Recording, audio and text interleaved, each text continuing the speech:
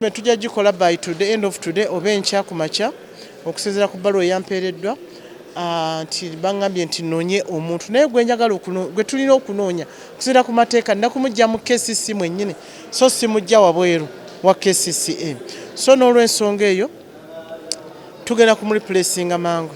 Tukedde mu meeting ku makya okulaba nga tulabako kye tukola era bwenva wano tugenda kukiddamu tulabe ani gwe asaanidde okuba nga ng'akya actinga kuba kiraka mu okwekiseera okumala emyezi 3 aba public service bagenda kulanga banamala okulanga then bafune omuntu ow'enkalakkalira gy'okuba nga adda mu bifo ebyo ebisatu ebyavuddewo ekya deputy director ekya director wa KCCA n'ekya director public health. Kisaanyizo nga ddala muntu wa mu bantu omuntu oyo nga yasoma nga alina doctorate ekyokubiri ng'era alina experience okola mu public service commission.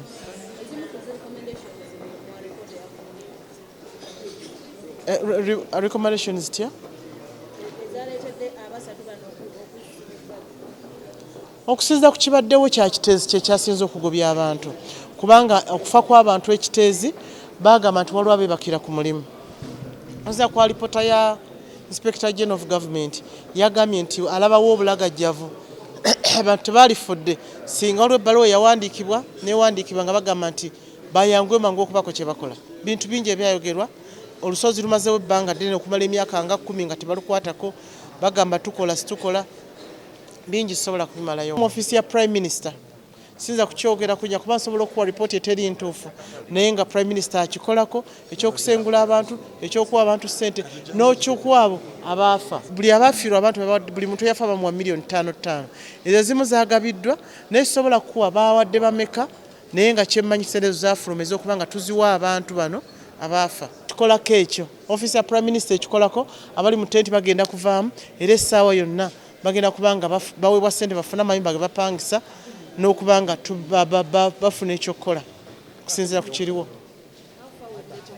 Since report zirema kugiraba so kusagala kuwakanya kikiri mu report ya kalisolisi wa government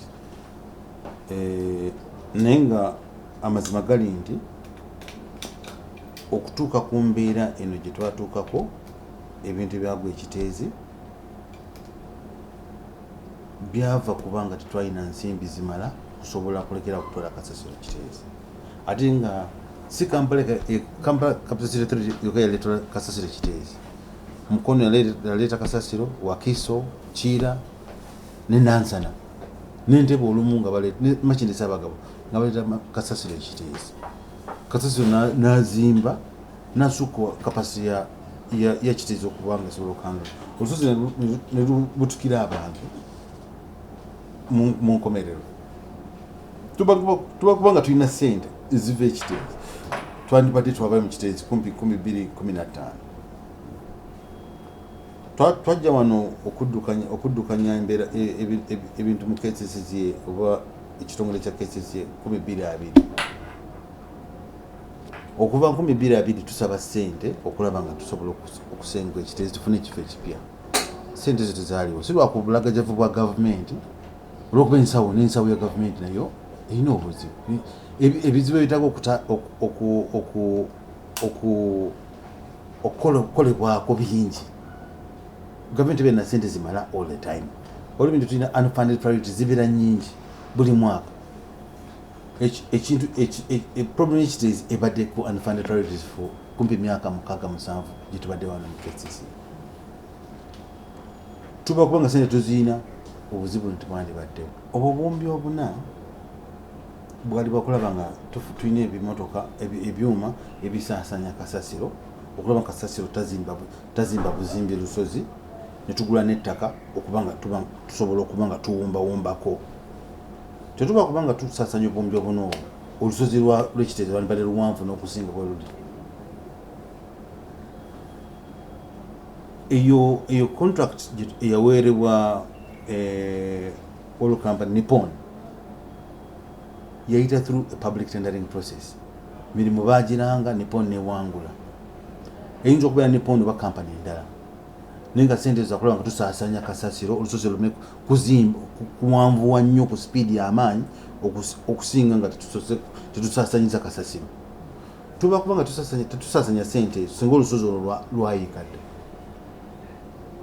So again sente ezo wezisasanyizibwa empapula bwe ziri zisobola okulondoolebwa kubanga waliwo ezasasanyizibwa obubi bajja kusobola okusanganiya ezisasanya obubi nezo okusinziira ku bwemmanyi sente zasasanyizibwa ku byuma ebyali bikola abantu abali bakola n'ettaka lyetwali tugula okulaba nga ki kasasiro lusobola omugoteka okulaba nga olusozi teruwanvuwa. Ng'abakozi ba gavumenti bw'osayininga contract ne gavumenti oba osayininza okulonderwa oba okunoonyezebwako wabwa ekintu kyokolako nekibako mutawaana.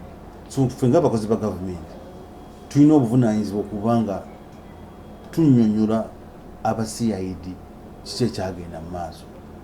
Bwe babeera nga si bamativu okunnyonnyola kwe tuwadde ne batusimba mu mbuga z'amateeka.